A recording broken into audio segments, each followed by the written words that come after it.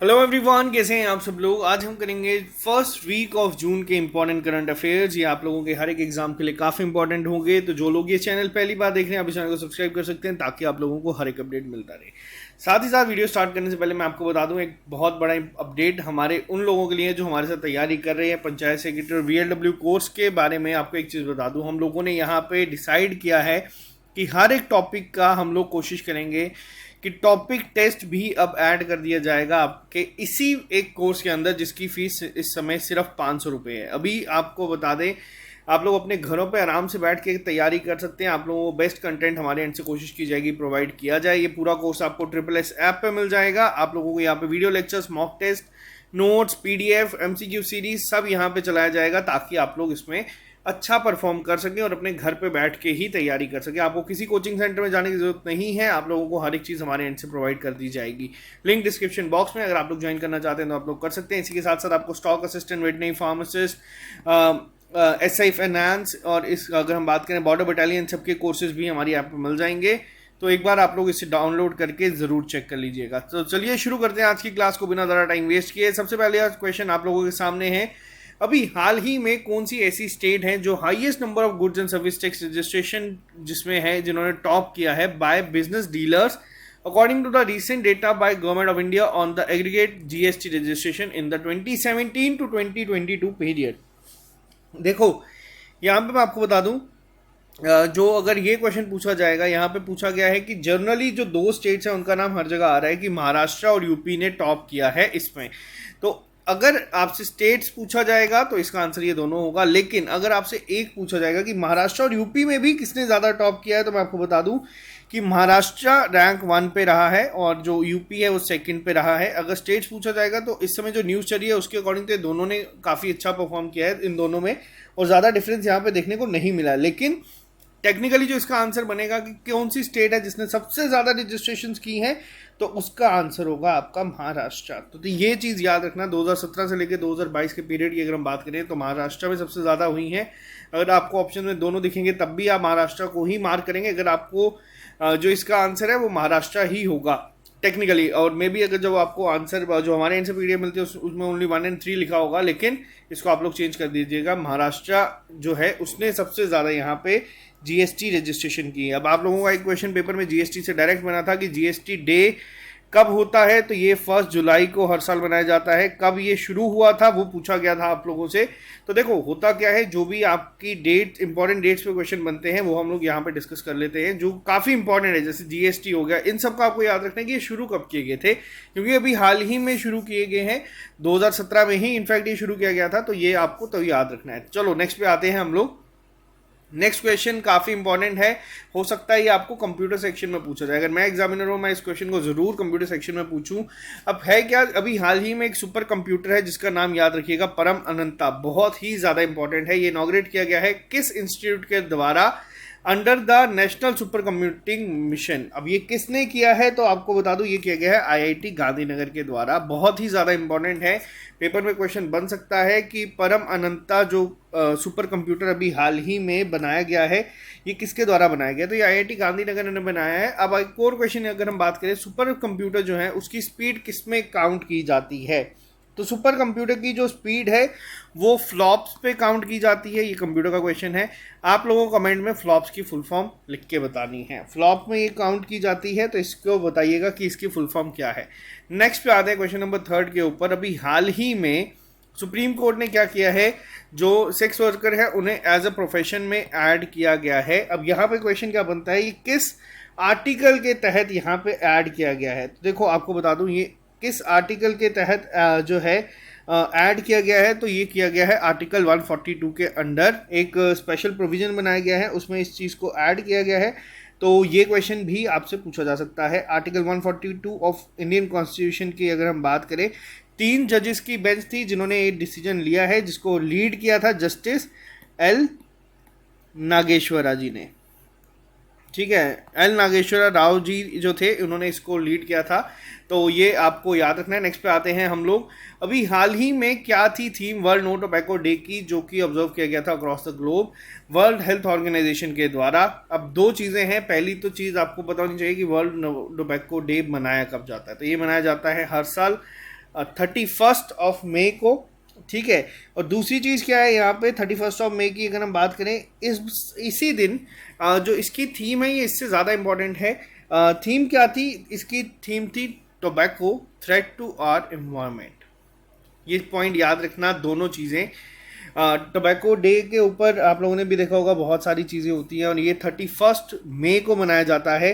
ये पेपर में भी पहले एक दो बार मैंने देखा है कि बैंकिंग और एसएससी के पेपर में पूछा गया है, लेकिन इंपॉर्टेंट डेज में ये चीज़ें जो है ना, जैसे टोबैको डे हो गया, जीएसटी डे हो गया, ये सब चीज़ें जो आप लोगों के करंट अफेयर्स हम लोग पढ़ते हैं ना वीकली बेसिस पे, जिस तरीके से, वैसे आप लोगों को याद हो जाएगी। नेक्स्ट पे आते हैं क्वेश्चन नंबर 5 की अगर हम बात करें, ये क्वेश्चन भी आप लोगों ने देखे होंगे कि कौन सी स्टेट है जो टॉप प्रोड्यूसर है शुगर की, कॉटन की, इस तरीके से आपको देखने को मिलता है। अभी हाल ही में डेटा चेंज हुआ है, और मई 2022 की अगर मैं बात करूँ या जून की बात करूँ अगर मैं, जो डेटा आया है, टॉप शुगर प्रोड्यूसर कौन सी स्टेट रही है इंडिया की? टॉप शुगर प्रोड्यूसर जो इस बार है वो है महाराष्ट्र।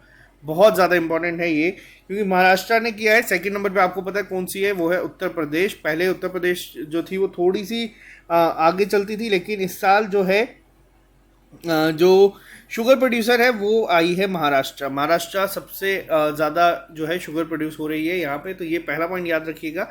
दूसरी चीज़ क्या है? दूसरी चीज़ जो आपको यहाँ पे याद रखनी है, अगर आपसे इसी तरीके का पूछा जाएगी, पहली स्टेट कौन सी है जो कि ऑर्गेनिक है, ये जहाँ पे फर्टिलाइजर्स और ये सब चीज़ें बैन है, वो कौन सी थी? वो थी सिक्किम, ठीक है। अगर आपसे पूछा जाए एलपीजी कनेक्शन जहाँ पे सब जगहों पे है, वो कौन सी है? वो है हिमाचल प्रदेश। कौन सी ऐसी पहली स्टेट है जो कि रेबीज फ्री बनी थी? ये है आपकी गोवा। तो ये अब जो चीज़ें हैं ना, जब भी कभी कोई ऐसी फर्स्ट स्टेट बनती है तो ये अपने आप में ही काफ़ी इंपॉर्टेंट हो जाता है। तो ये चीज़ याद रखना। इस समय टॉप शुगर प्रोड्यूसर कौन सी है? अगर पेपर में क्वेश्चन आएगा, आंसर मार्क करके आइएगा, महाराष्ट्र। नेक्स्ट पे आते हैं क्वेश्चन नंबर 6 के ऊपर। अभी हाल ही में जो गवर्नमेंट ने इंक्रीज करा है इंश्योरेंस प्रीमियम रेट, 330 रुपये पहले थे प्रधानमंत्री जीवन ज्योति बीमा योजना के, और 12 रुपये थे प्रधानमंत्री हमारी जो स्कीम थी सुरक्षा पीएम सुरक्षा बीमा योजना के, SBY जिसको हम लोग कहते थे। तो देखो यहाँ पे क्या है, मैं आपको बता दूँ, ये जो आंसर आप लोगों को पता चली होगा, ऑप्शन नंबर 2 है।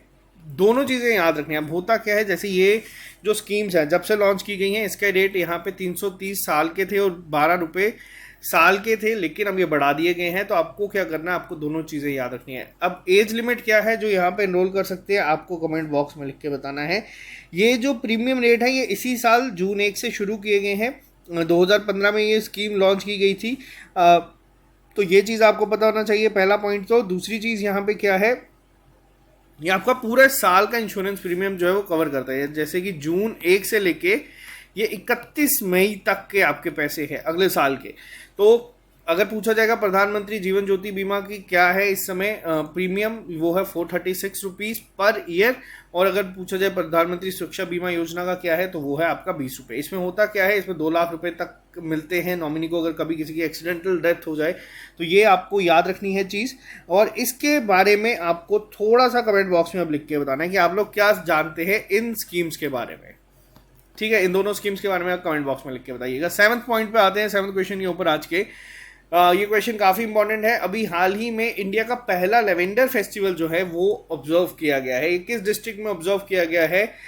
तो ये किया गया है जो अगर हम बात करें भद्रवाह में किया गया है। भद्रवाह किस डिस्ट्रिक्ट में आती है? तो भद्रवाह आती है डोडा में।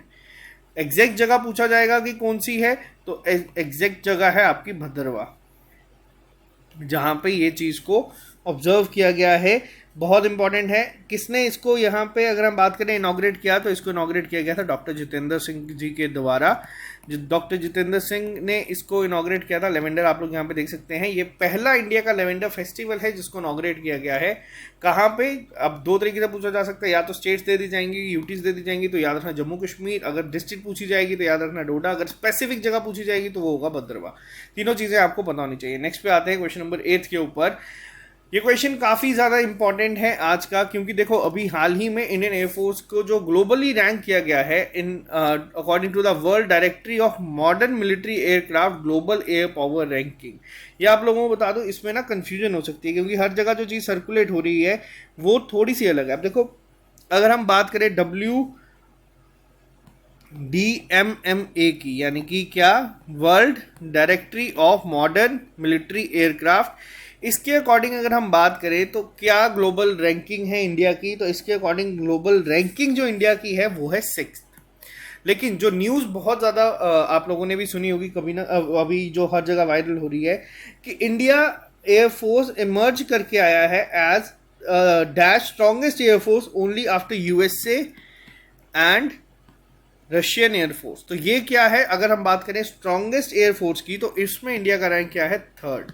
तो ये दो चीज़ें याद रखना। अगर आप क्वेश्चन थोड़ा सा ध्यान से पढ़ना, अगर ग्लोबली रैंकिंग पूछी जाएगी according to World Directory of Modern Aircraft Military Aircraft Global Air Power ranking की, तो उसमें रैंक है 6। अगर स्ट्रॉन्गेस्ट एयरफोर्स की बात की जाएगी तो उसमें इंडिया का रैंक है 3rd। पहले पे कौन सी है, पहले पे यूएसए, सेकंड पे रशिया है, और सरप्राइजिंगली 3rd पे इंडिया है, चाइना नहीं है। नेक्स्ट पे आते हैं, name the Indian former cricketer who is set to continue as goodwill ambassador of United Nation Children Fund for a record 20th year. लगातार 20वीं साल कौन से ऐसे इंडियन क्रिकेटर हैं जो कि गुडविल एम्बेसडर होंगे यूनाइटेड नेशन चिल्ड्रन फंड के, यानी कि यूनिसेफ के। अब देखो कमेंट बॉक्स में मेरे को लिख के पहले बता दो यूनिसेफ का हेडक्वार्टर का है। इजी क्वेश्चन है होमवर्क के तौर पे।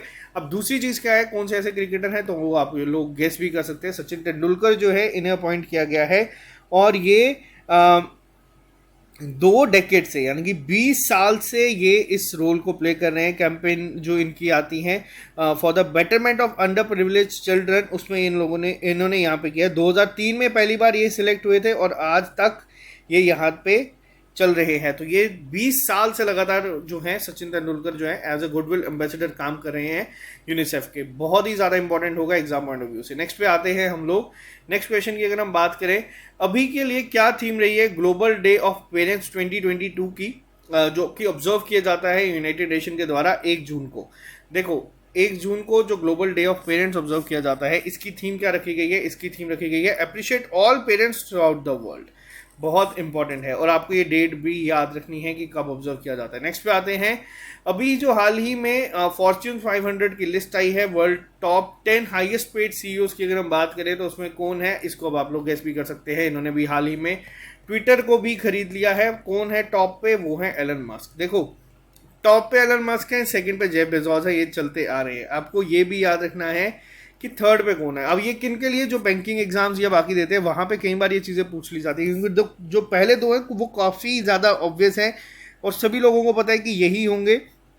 तो 3rd में आपको बता देता हूँ, इस समय जो लिस्ट आई है यहाँ पे, इसमें 3rd रैंकिंग पे कौन रहे हैं। तो जो 3rd है वो है यहाँ पे, अगर हम बात करें, एक सेकेंड रुकिएगा, अगर हम सीईओ की बात करें तो यहाँ पे सीईओ में सेकंड पे जेफ बेजोस नहीं है, फर्स्ट पे एलन मस्क हैं, सेकंड पे जो है वो है टिम कुक। ठीक है, ये मैं हाईएस्ट पेड सीईओ की बात कर रहा हूँ, रिचेस्ट मैन की नहीं। सेकंड पे टिम कुक हैं, जो कि किसके सीईओ हैं, ये है एप्पल के। तो आपको ये भी याद रखना है, एप्पल के सीईओ है जो टिम कुक, ये सेकंड पे रहे हैं, और 3rd पे रहे हैं ये। अब 3rd आपको याद रखने की जरूरत नहीं है, क्योंकि अलग सा एक नाम आपको मैंने ऑलरेडी बता दिया, तो यहाँ पे 3rd पे नहीं जाएगा। फिर भी मैं आपको बता देता हूँ, वो है जेनसेन हुआंग, जो कि एनवीडिया के सीईओ है। तो ये तीनों नाम आपको याद रखने की जरूरत नहीं है। पहले पे आपको पता है एलन मस्क। एलन मस्क किसके सीईओ हैं, तो ये हैं, आप लोगों को पता ही है, स्पेस एक्स के हैं। तो इनको याद रखना, ये बहुत इंपॉर्टेंट है। अगर इंडियन की बात की जाए तो इंडियन इनमें से कौन से ऐसे हैं जो है, वो है सत्य नडेला। सत्य नडेला भी इस लिस्ट में है, जिनका रैंक 7th है। तो बट आपको सिर्फ ये याद रखना है कि हाईएस्ट पेड सीईओज की अगर पर्टिकुलर बात की जाए, यहाँ पे रिचेस्ट पर्सन की बात नहीं की गई, यहाँ पे सीईओज की बात की गई, तो उसमें पहले पे भी एलन मस्क ही हैं। नेक्स्ट पे आते हैं, क्वेश्चन नंबर 12 की बात करें। आज का मोस्ट इंपॉर्टेंट क्वेश्चन है, आपको ये क्वेश्चन पेपर में पूछा जा सकता है। अभी हाल ही में इंडिया ने जापान को हराया है और ब्रॉन्ज मेडल जीता है एशिया हॉकी कप में, यानी कि hero men's hockey Asia cup में यहाँ पे ब्रॉन्ज मेडल जीता है। अब 2 तरीके से क्वेश्चन बन सकता है। पहला कि ये जो आपका इवेंट था ये हुआ कहाँ पे, क्वेश्चन आएगा कि हॉकी एशिया कप कहाँ पे खेला गया। तो ये हॉकी कप जो खेला गया था, ये खेला गया था जकार्ता में। ठीक है, पहला तो ये याद रखिएगा, जकार्ता कहाँ पे, इंडोनेशिया में है। और अगर पूछा जाएगा कि विनर कौन रहा है, इंडिया ने तो ब्रॉन्ज मेडल जीता है। अगर आपसे पूछा जाएगा कि यहाँ पे जीता किसने है, तो ये जीता गया है साउथ कोरिया के द्वारा। ये चीज़ को भी अब आप लोग याद रखिएगा। साउथ कोरिया ने जीता है, हराया किसको था, हराया था मलेशिया को, यानी कि साउथ कोरिया ने गोल्ड जीता है, मलेशिया ने सिल्वर जीता है और इंडिया ने जीता है ब्रॉन्ज। अब एक और चीज, जो इंडियन मेन हॉकी टीम है, इन्होंने ओलंपिक में भी क्या जीता था, इन्होंने ओलंपिक में भी जीता था ब्रॉन्ज मेडल, बहुत इंपॉर्टेंट है। और जो विमेन टीम थी इंडिया की, वो 4th रैंक पे रही थी। इनके पास कोई स्पॉन्सर नहीं था, तो यहाँ पे अभी आपको दिख नहीं रहा होगा, ये जो लिखा होता है, ये लिखा होता है ओडिशा। ओडिशा गवर्नमेंट स्पॉन्सर है ऑफिशियली हमारी हॉकी टीम की, जहां पे आपको हॉकी वर्ल्ड कप भी देखने को मिलेगा 2023 का। ठीक है, ये 2-3 चीजें याद रखना। अगर पेपर में पूछा जाएगा हॉकी एशिया कप कहाँ पे हुआ है, तो जकार्ता में हुआ है। हॉकी वर्ल्ड कप कहाँ पे होगा, तो वो आपका ओडिशा में खेला जाएगा। तो ये चीजें याद रखना, बहुत ही ज्यादा इंपॉर्टेंट है आपके एग्जाम पॉइंट ऑफ व्यू से। कई बार पेपर में डायरेक्ट पूछा जाएगा कि हॉकी वर्ल्ड कप 2023 का कौन सी कंट्री होस्ट कर रहा है, तो वो कर रहा है इंडिया। नेक्स्ट पे आते हैं, क्वेश्चन नंबर 13 के ऊपर चलते हैं।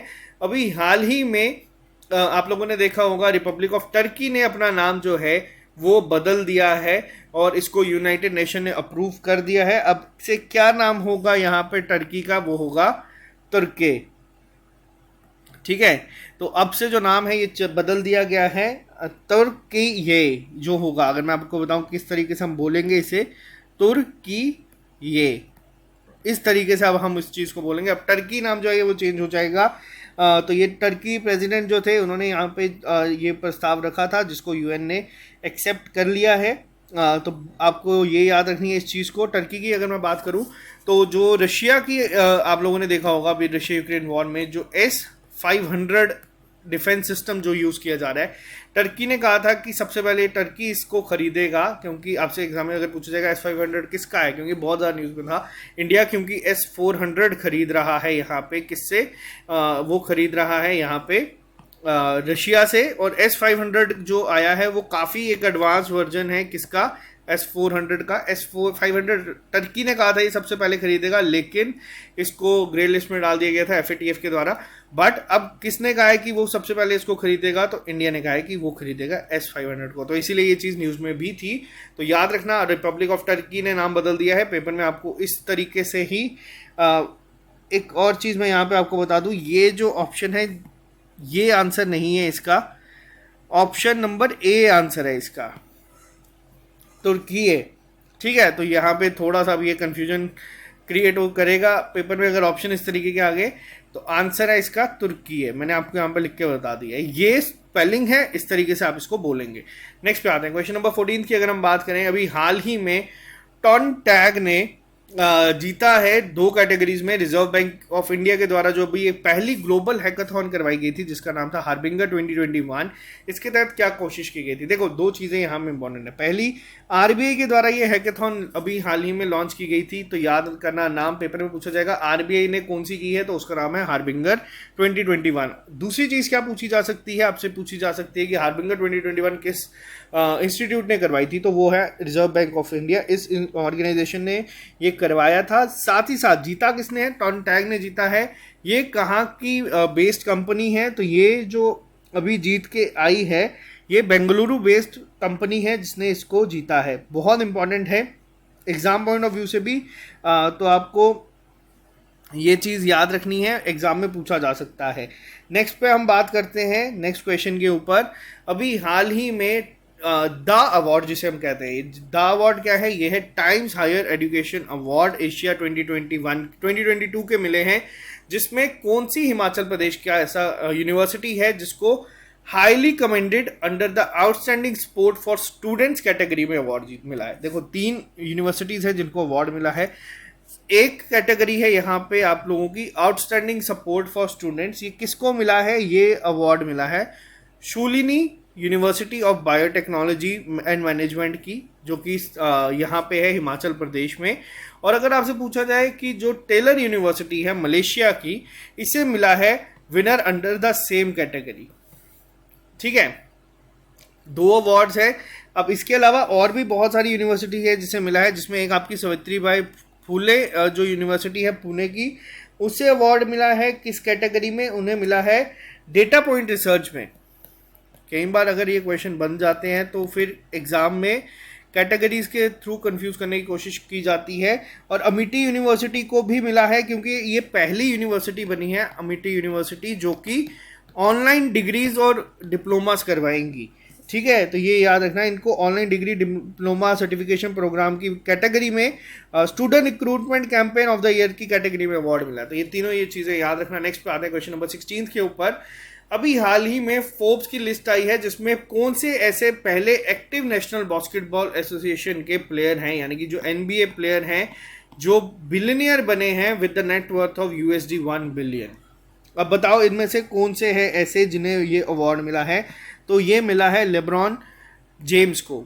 बहुत इंपॉर्टेंट है क्योंकि NBA इंडिया में इतना फेमस नहीं है, लेकिन वर्ल्ड वाइड ये बहुत ज़्यादा फेमस स्पोर्ट्स हैं। और इन्हें किस नाम से जाना जाता है? इन्हें जाना जाता है किंग जेम्स के नाम से। अब पेपर में क्या होगा, पेपर में ये क्वेश्चन नहीं पूछा जाएगा कि कौन से पहले जिनकी नेटवर्थ इतनी बताई जा रही है। पेपर में पूछा जाएगा किस प्लेयर को किंग जेम्स के नाम से भी जाना जाता है, जिसमें पहला नाम आपको मैंने बता दिया। दूसरा आपसे पूछा जा सकता है कि एग्जाम में आपको ये नाम दे दिया जाएगा और पूछा जाएगा कि ये किस स्पोर्ट्स से रिलेटेड है। तो ये आपसे ज़्यादातर आज की डेट में ऐसे ही क्वेश्चन बन रहे हैं। और अगर आपकी हम बात करें कि कौन से ऐसे प्लेयर थे जो कि पहली बार बिलियनर बन गए थे, अगर बास्केटबॉल की बात करी जाए, NBA प्लेयर कौन से थे जो पहली बार बने थे, तो वो थे माइकल जॉर्डन। माइकल जॉर्डन पहले थे, लेकिन आज की डेट में अगर हम बात करें अगर हम बात करें एक्टिव मतलब जो अभी भी खेल रहे हैं करंटली, तो उनमें आपको ऑप्शन नंबर D मार्क करना है। ठीक है, नेक्स्ट पे आते हैं हम लोग। पद्मश्री अवार्डी श्री पंडित भजन लाल सोपोरी जी, जो कि बहुत फेमस यहाँ पे अगर बात करें संतूर प्लेयर थे, जम्मू कश्मीर से बिलोंग करते थे और बहुत ही ज़्यादा इन्होंने जम्मू कश्मीर का नाम जो है पूरे वर्ल्ड में रोशन किया था। इनका निधन हो गया है, ये आपको याद रखना है। ये संतूर बजाते थे और ये आपसे वापस से पेपर में पूछा जा सकता है। एग्जाम पॉइंट ऑफ व्यू से ये काफ़ी ज़्यादा इंपॉर्टेंट है। ये किस घराने से बिलोंग करते थे? तो ये बिलोंग करते थे सूफियाना घराना। जो आप लोगों ने कभी देखा होगा कि म्यूज़िक अलग अलग घराने में डिवाइडेड होता है। ये कहाँ पे पैदा हुए थे, कहाँ पे जन्मे थे? तो ये सोपोर में पैदा हुए थे, कश्मीर में जो है जगह। तो ये याद रखना। और इन्हें क्या किस नाम से जाना जाता था? इन्हें जाना जाता था सेंट ऑफ संतूर। बहुत इंपॉर्टेंट है, आपसे पेपर में डायरेक्ट पूछा जाएगा कि किससे सेंट ऑफ संतूर के नाम से भी जाना जाता था। ये पद्म अवार्डी थे। इस पिछले 2-3 सालों में हमारे जम्मू कश्मीर से बहुत सारे ऐसे ऐसे दिग्गज हैं जिनका निधन हुआ है, जिसमें पद्मा सचदेव का नाम भी आप लोगों को याद रखना है। इन्हें mother of modern Dogri language भी कहा जाता था। तो ये चीज़ें याद रखिएगा, बहुत एग्जाम पॉइंट ऑफ व्यू से काफ़ी इंपॉर्टेंट है। और इन्हें बहुत सारे अवार्ड से सम्मानित भी किया गया था। तो ये बहुत बड़ा एक लॉस भी आप लोग मान के चल सकते हैं जो हुआ है। नेक्स्ट पे आते हैं। वर्ल्ड बाईसाइकिल डे ऑब्जर्व किया जाता है ग्लोबली यूनाइटेड नेशन के द्वारा किस डेट को? तो ये आपका ऑब्जर्व किया जाता है 3 जून 2022 के दिन। तो यहाँ पे इसकी जो थीम थी वो भी आप लोग याद रख लेना। वैसे इसकी थीम इतनी मॉडर्न नहीं है, इस बार आपको बस यही याद रखना है कि कब ऑब्जर्व किया जाता है। Safer way to enjoy life याद रख लेना, एग्जाम में हो सकता है पूछा जाए। तो वर्ल्ड बाईसाइकिल डे आपका 3 जून को होता है। नेक्स्ट पे आते हैं। नेक्स्ट क्वेश्चन क्या है? नेक्स्ट क्वेश्चन आपको बता दूं, अभी हाल ही में कौन से ऐसे इंडियन क्रिकेटर हैं जिन्हें इलेक्शन कमीशन के द्वारा state icon for national capital territory of Delhi, जो कि यहाँ पे जिनका नाम आप लोगों को देख सकते हैं अपॉइंट किया गया है। तो ये कौन है? देखो, ये इनका नाम है यश ढुल। आप लोगों ने इन्हें देखा होगा खेलते हुए भी।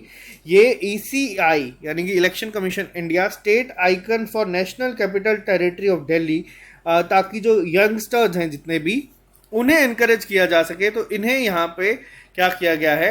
अपॉइंट किया गया है। तो ये आप लोगों को याद रखना है यहाँ पे, क्योंकि कंफ्यूज करने के लिए आप लोगों को बहुत सारी नाम ऐसे दे देंगे। आप लोग अगर गेस वर्क करने जाओगे सोचोगे नहीं यार स्टेट आइकन बहुत बड़ी चीज़ है, क्यों कोई बड़े प्लेयर को बनाया होगा? ये भी इनिशियल स्टेज में है। तो लेकिन आपको बता दूं, इनको बनाया गया है ताकि जो यंगस्टर्स हैं वो ज़्यादा इन्वॉल्व हों और यहाँ पे आए। ठीक है, नेक्स्ट पे आते हैं। अब एक और चीज़ आपको बता दूं, ये जो हमारी टीम थी जो अंडर-19 वर्ल्ड कप जीत के आई थी, उसके कैप्टन थे अभी रिसेंटली। नेक्स्ट पे आते हैं। जून 2022 में सेंट्रल गवर्नमेंट ने अप्रूव किया है कितने % rate of interest employees provident fund का? देखो, जो गवर्नमेंट की स्कीम्स होती हैं जिसमें आपका PPF आ जाते हैं, आप लोगों का सीनियर सिटीजन स्कीम आ जाती है और बहुत सारी इस तरीके की स्कीम आ जाती है, सुकन्या आ जाती है जिसमें समृद्धि। तो ये सब चीज़ें जो हैं यहाँ पे आपको बता दूँ, 1977 से 1978 से लेके आज तक, यानी कि 2022-23 तक, आज तक का एम्प्लॉयमेंट प्रोविडेंट फंड का जो रेट ऑफ इंटरेस्ट है वो इतना जो है ड्रॉप हुआ है, लोएस्ट हुआ है तब से। तो कितना है आज की डेट में? तो ये है 8.1%। इतना ज़्यादा इंपॉर्टेंट ये क्यों बनता है? क्योंकि ये कम हुआ है और कितने सालों के बाद ये कम हुआ है, तो इसलिए ये न्यूज़ में है और ये आपको पेपर में पूछा जा सकता है। 8.1% जो है अभी यहाँ पे आया है। अब एक और चीज़ कि ये जो अप्रूवल है ये कौन देता है? तो ये देती है ministry of labour and employment, साथ ही साथ मिनिस्ट्री ऑफ फाइनेंस। तो ये भी चीज़ याद रखना। मिनिस्ट्री ऑफ फाइनेंस की अगर मैं बात करूँ, आप लोगों को पता है निर्मला सीतारमण है, लेकिन कमेंट बॉक्स में लिख के बताना मिनिस्ट्री ऑफ लेबर के इस समय मिनिस्टर कौन है। तो ये आपका होमवर्क है। नेक्स्ट पे आते हैं क्वेश्चन नंबर 21 की। अगर हम बात करें, अभी हाल ही में इंडियन एयरफोर्स ने एक एमओयू साइन किया है जिसके तहत first of its kind Indian air force heritage centre जो है वो बनाया जाएगा। वो किस जगह पे बनाया जाएगा? इंडियन एयरफोर्स हेरिटेज सेंटर बनाने की बात की जा रही है। ये बनाया जाएगा हमारी यूटी चंडीगढ़ में। तो पहली चीज़ ये आपको बताऊं। दूसरी चीज़ यहाँ पे क्या है, यहाँ पे जितने भी डीकमीशन्ड एयरक्राफ्ट हैं हमारे, जितने भी एयरो इंजन्स हैं या जो इंडियन एयरफोर्स के आर्टिफैक्ट्स हैं, जितना भी है यहाँ पे कोशिश की जाएगी इसको यहाँ पे रखा जाएगा। वर्चुअल रियलिटी के तहत आर्टिफिशियल इंटेलिजेंस को भी यूज़ किया जाएगा इस सेंटर में, ताकि जितनी भी चीज़ें हैं वो देख सकें। जो हमारा एक हेरिटेज है, जो भी चीज़ें यूज़ होती हैं जो कभी वॉर में यूज़ होंगी या कुछ भी, तो उन सबको यहाँ रखा जाएगा ताकि लोग जाएं, देखें, सीखें। तो यहाँ पे अगर हम बात करें तो यही चीज़ आपको एग्जाम में याद रखनी है। पहला air force, Indian air force heritage centre कहाँ पे बनने जा रहा है? तो ये बनने जा रहा है चंडीगढ़ में। नेक्स्ट पे आते हैं हम लोग। क्वेश्चन नंबर 22 की बात की जाए तो ये क्वेश्चन भी काफ़ी इंपॉर्टेंट है। इंडिया का पहला फर्स्ट बैंकिंग मेटावर्स जो है अभी हाल ही में लॉन्च किया गया है Kia.ai के द्वारा, जिसके तहत कस्टमर क्या कर पाएंगे? ट्रांजैक्ट कर पाएंगे, एक्सेस कर पाएंगे बैंकिंग इंफॉर्मेशन को और ऑब्टेन कर पाएंगे वेरियस बैंकिंग प्रोडक्ट्स को वर्चुअली। अब ये इसका क्या नाम रखा गया? इसका नाम रखा गया है कियावर्स। बहुत इंपॉर्टेंट है ये पॉइंट भी, ठीक है। ये क्वेश्चन भी बहुत ज़्यादा इंपॉर्टेंट है, आप लोगों से पूछा जा सकता है। नेक्स्ट पे आते हैं। अभी हाल ही में ब्लूमबर्ग बिलियनियर इंडेक्स जो है ये आया है। देखो पेपर में ये क्वेश्चन कभी नहीं पूछा जाता। अब रीज़न क्या है?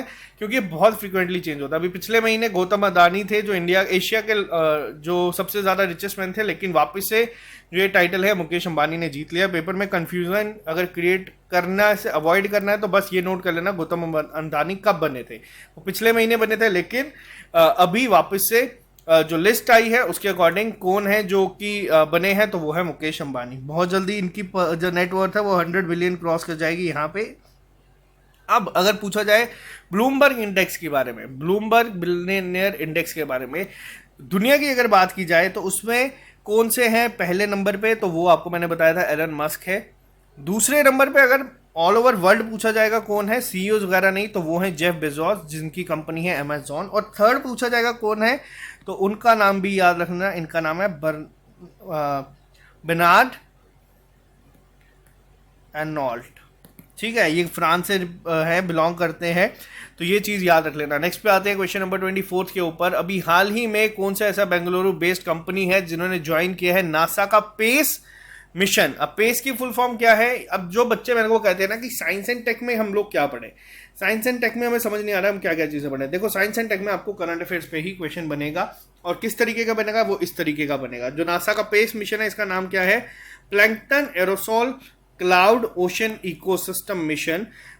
इसमें एज एन अर्ली अडॉप्टर के तौर पे कौन सी बेंगलोर की कंपनी है जो काम करेगी? तो इसका नाम है एम्बे। बहुत इंपॉर्टेंट क्वेश्चन है ये एग्जाम पॉइंट ऑफ व्यू से, अगर रिसेंट करंट अफेयर में आएगा तो, ठीक है। तो ये चीज़ याद रखना। नेक्स्ट पे आते हैं। अभी हाल ही में एक स्कीम को लॉन्च किया गया है minister of social justice and empowerment के द्वारा, जिनका नाम है doctor Virendra Kumar ji, for meritorious student of scheduled caste. तो ये जो स्कीम लॉन्च की गई है उस स्कीम का नाम क्या रखा गया है? उस स्कीम का नाम है श्रेष्ठा स्कीम। तो ये अभी हाल ही में लॉन्च की गई है। इसमें होगा क्या? इसमें जो भी बच्चे क्वालिफाई करेंगे उन्हें अपॉर्चुनिटीज़ मिलेगी। जो भी हमारे एससी के स्टूडेंट्स हैं जो कि थोड़े से फाइनेंशियली इतने स्ट्रांग नहीं है, तो उनको अवार्ड दिए जाएंगे। तो ये चीज़ आपको याद रखनी है। अब होगा क्या? अब देखो यहाँ पे होगा क्या, जो बच्चे फ्री एक्सेस करना चाहते हैं हाई क्वालिटी एजुकेशन को, क्लास 9 से 12 तक के, उनको 2.5 लाख रुपए पर ईयर दिए जाएंगे। तो अप्रॉक्सीमेट 3000 ऐसे स्टूडेंट जो है उन्हें सिलेक्ट किया जाएगा अक्रॉस इंडिया, सारी स्टेट यूटी से। तो ये चीज़ आप लोग याद रखना। वीरेंद्र कुमार की अगर मैं बात करूँ, सोशल जस्टिस एंड एम्पावरमेंट के मिनिस्टर तो ये है ही। अगर पूछा जाएगा इनकी कॉन्स्टिट्यूंसी कहाँ पे है, तो इनकी कॉन्स्टिट्यूंसी है टीकमगढ़ कॉन्स्टिट्यूंसी है। कहाँ पे है ये जगह? ये है मध्य प्रदेश में। ठीक है, नेक्स्ट पे आता है क्वेश्चन नंबर 26 की अगर मैं बात करूँ आप लोगों के साथ, तो अभी हाल ही में सुप्रीम कोर्ट ने बैन कर दी है माइनिंग और permanent structures with in how much kilometre radius of national parks and wild life sanctuaries.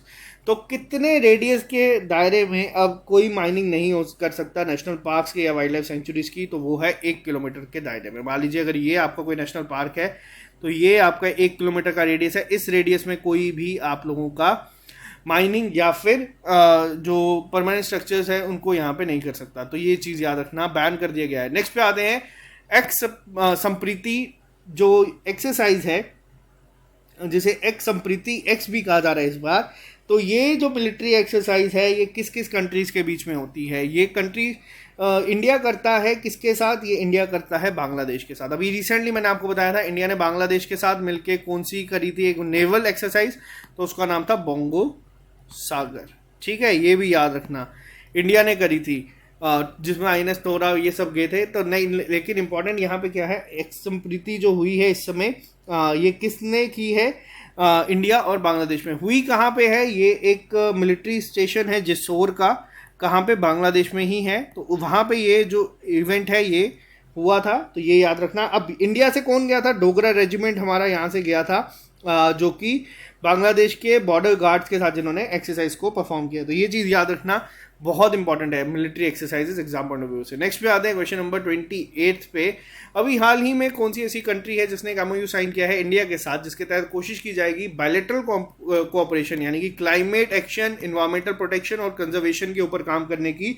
तो किसने किया है ये? तो ये किया गया है इंडिया ने कनाडा का साथ। बहुत इंपॉर्टेंट है। रीजन यहाँ पे क्यों है? देखो, बायलैटरल कोऑपरेशन JKSS भी कम पूछता है, लेकिन जब क्लाइमेट एक्शन इन्वायरमेंटल की बात की जा रही है तो ये आपके सिलेबस में एक टॉपिक है इन्वायरमेंट, इकोलॉजी एंड बायोडाइवर्सिटी, तो उस पर क्वेश्चन बन सकते हैं, तो इसलिए हम लोग यहाँ पे डिस्कस कर रहे हैं। नेक्स्ट पे आते हैं, as per the world first fishing cat census conducted by Chilika Development Authority. अब देखो ये क्या है, मैंने आपको पहले बताया, जो भी स्टैटिक जीके है ना, जो आपके करंट में आती है वही पूछी जाती है। चिल्का डेवलपमेंट अथॉरिटी ने करवाई है, जिसमें कहा गया 176 फिशिंग कैट जो है आप लोगों को मिलेगी। अब चिल्का लेक कहाँ पे है? चिलिका लेक जो है ये आप लोगों को देखने को मिलती है ओडिशा में।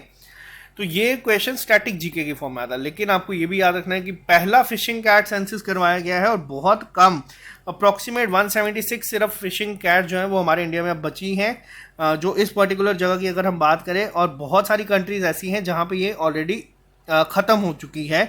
और अगर पूछा जाएगा कि इसको किस कैटेगरी में रखा गया है, इस पर्टिकुलर शिप की अगर हम बात करें तो इसे ग्लोबली थ्रेटन्ड स्पीशीज़ में रखा गया है, जो कि बहुत रेयर जगहों पे मिलती है और ऑलमोस्ट ख़त्म होने की कगार पे ये पहुंच चुकी हैं। कुछ कंट्रीज ऐसी हैं जहाँ पे ये चली गई। अब अगर मैं चिलिका लेक की बात करूं तो ये एशिया की लार्जेस्ट कौन सी वाटर लेगून है?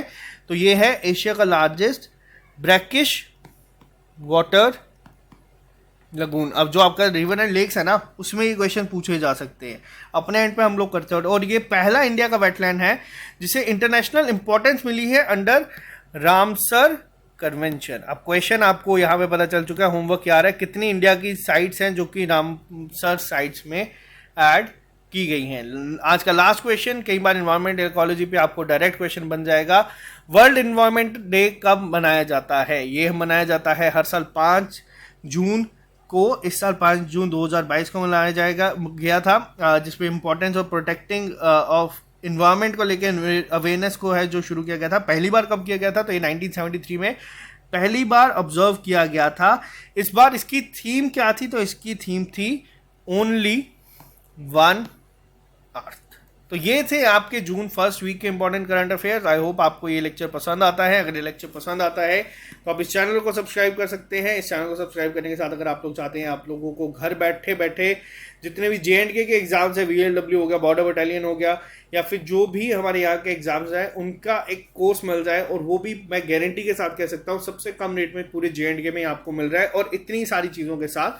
तो आप SSS ऐप को डाउनलोड कर सकते हैं, वहाँ पे आपको एक सिस्टमैटिक वे में सारे लेक्चर्स मिल जाएंगे, आप उसको अवेल कर सकते हो। आप लोग घर बैठ के ही अपनी तैयारी ऐसी कर सकते हो और आप एग्जाम को क्वालिफाई कर सकते हो। तो आज के लिए सिर्फ इतना ही, मिलते हैं आप लोगों से जल्दी नए लेक्चर के साथ। अभी के लिए दीजिए इजाजत। Have a nice day, see you soon, bye bye, take care, all the best.